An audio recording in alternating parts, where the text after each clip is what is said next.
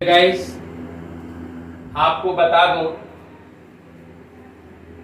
कुछ बच्चों ने कहा है कि सर इंटरमीडिएट का पूरा कोर्स आप जो है अपने चैनल पर पढ़ाने की कोशिश करें, जिससे हम लोग लाभान्वित कर हों। कुछ बच्चे ऐसे हैं जो ट्यूशन कोचिंग नहीं कर पाते हैं, ग्रामीण इलाके के बच्चे, अच्छी व्यवस्था नहीं है उनके पास। तो मैं सोच रहा हूं कि ये इंटरमीडिएट का कोर्स, चाहे वो बुक से रिलेटेड हो या ग्रामर से रिलेटेड हो, मैं उनको इन पर प्रोवाइड करूं। कुछ इंपॉर्टेंट क्वेश्चन मैं उनको लिखवाऊं, लेकिन ग्रामर से जितने चैप्टर्स हैं आपके 11th प्लस 12th में, उनको मैं अपने चैनल यूनिक इंग्लिश वाला, ये मेरे चैनल का नाम है, यूनिक इंग्लिश वाला, ये मेरे चैनल का जो है नाम है।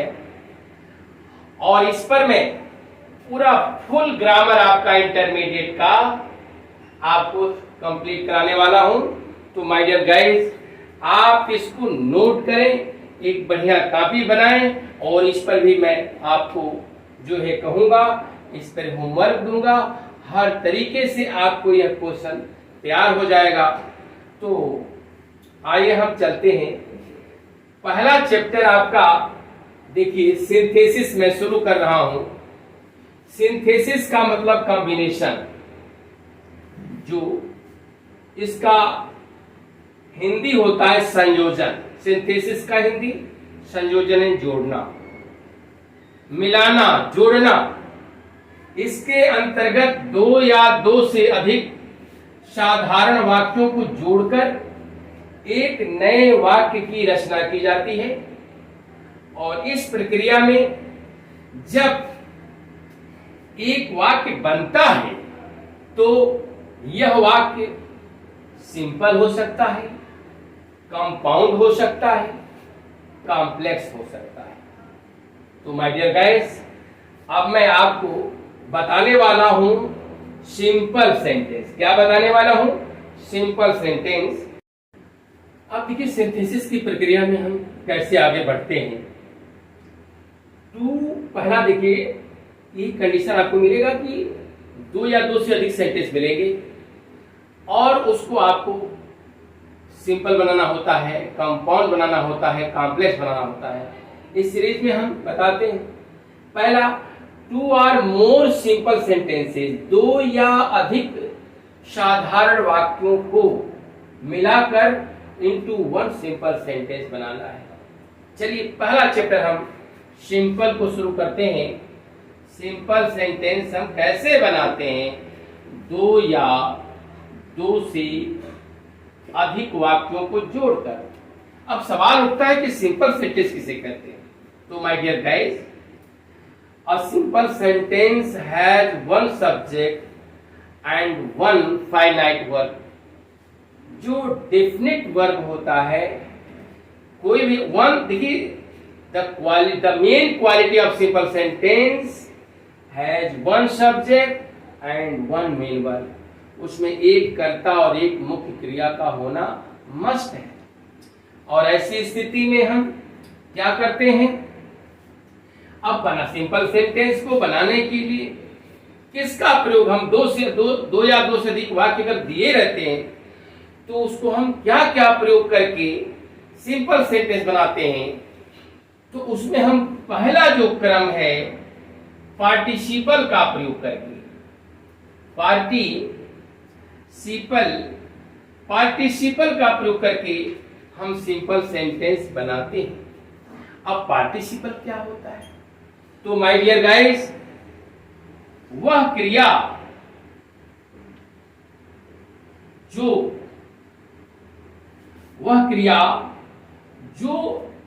वाक्य में एडजेक्टिव का काम करती है, एडजेक्टिव का कार्य करती है,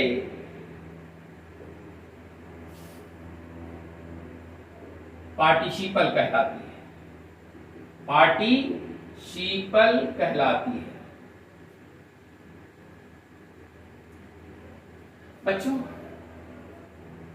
the verb which is used as adjective is called participle।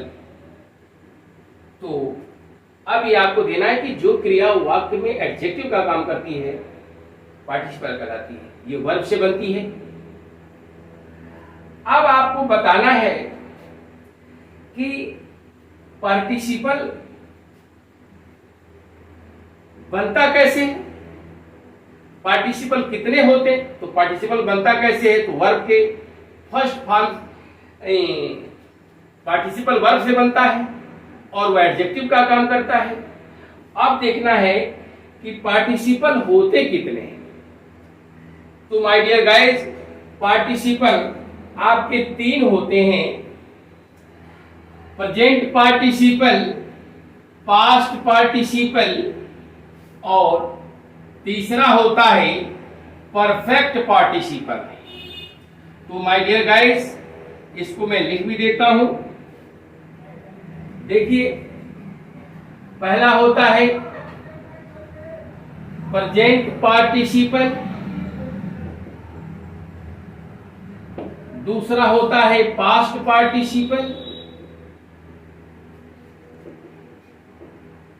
और तीसरा होता है परफेक्ट पार्टिसिपल, परफेक्ट पार्टिसिपल,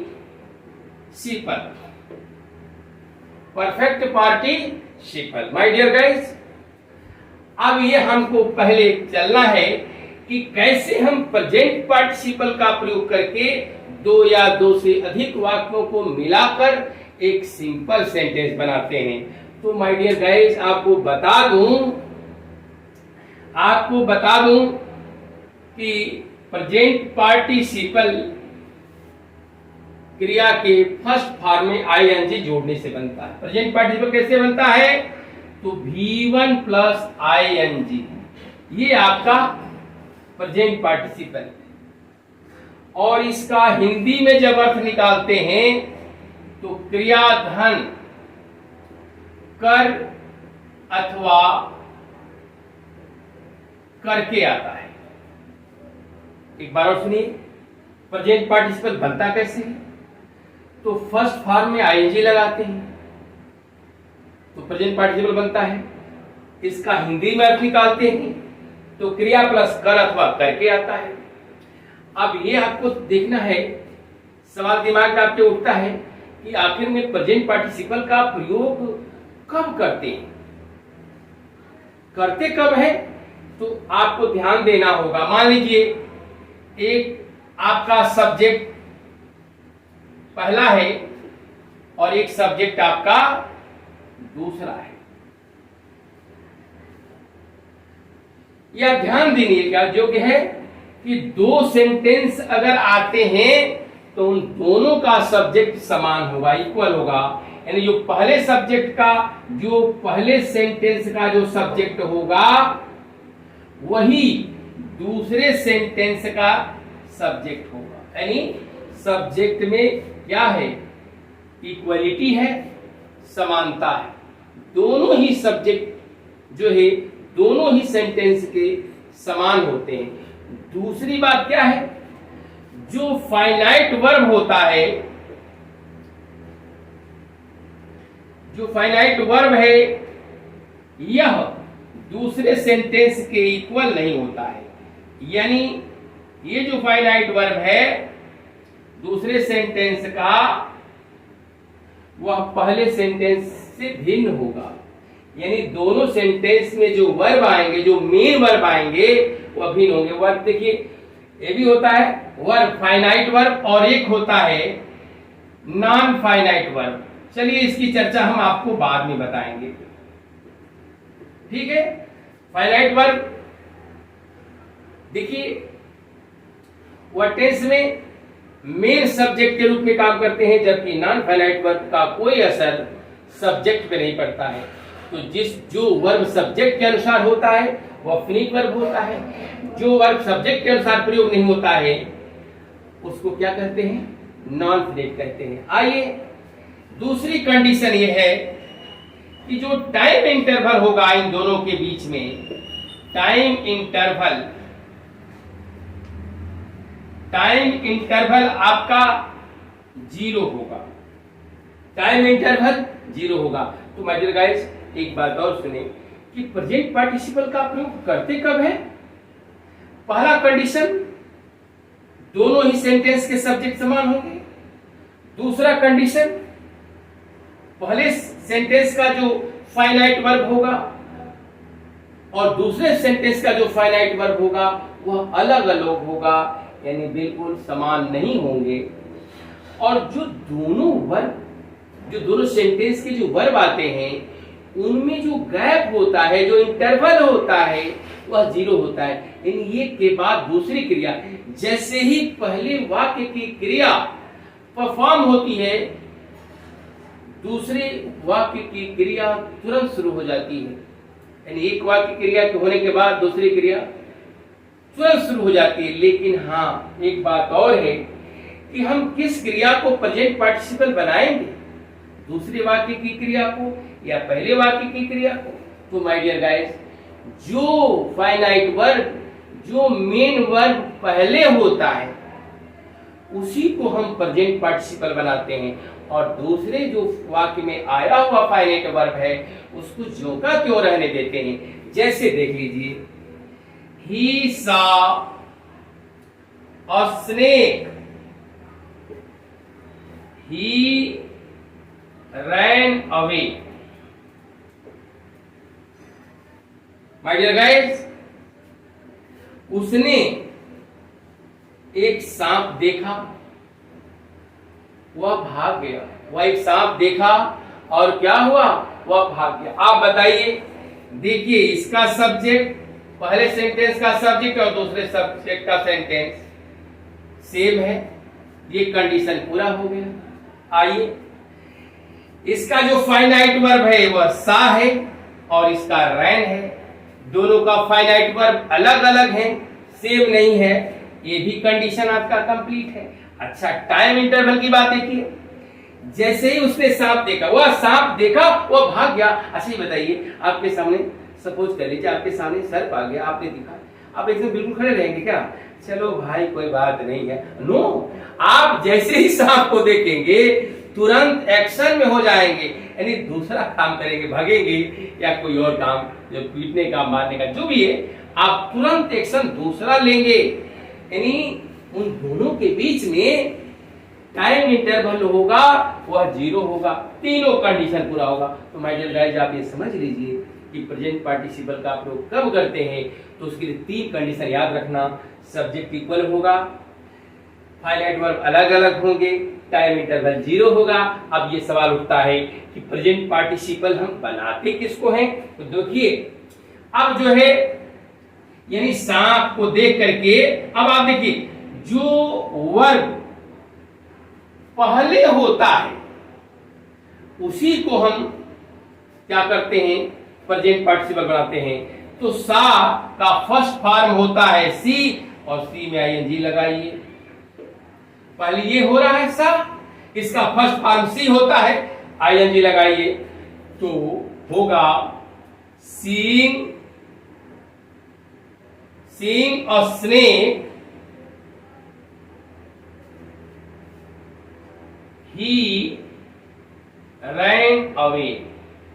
अब देखो बच्चों, सांप को देखकर या सांप को देख करके वह भाग गया। आप बताइए कंडीशन, आप देखते हो ना, सब नाउन के पहले जो शब्द आता है एडजेक्टिव होता है। आप देखिए, स्नेक नाउन है और उसके पहले सीइंग आ गया, वाक्य में एडजेक्टिव का काम कर रहा है, तो पार्टिसिपल हो गया, पार्टिसिपल हो गया। दूसरा कंडीशन आपको ये बता, आपने बना क्या रहा है? आप बना रहे हैं सिंपल सेंटेंस। क्या बना रहे हैं? सिंपल सेंटेंस, 2 या 2 से अधिक वाक्यों को जोड़कर। तो देखिए, सिंपल सेंटेंस में आपको बताया, मैंने पहले ही बताया कि कंडीशन ऑफ सिंपल सेंटेंस क्या हैज 1 सब्जेक्ट एंड 1 वर्ब। आप देखिए, एक आपका सब्जेक्ट है और एक आपका मेन वर्ब है। ये क्या है? मेन वर्ब है। ये भी कंडीशन पूरा हुआ। That's all, thanks, good night. Like करें, सब्सक्राइब करें।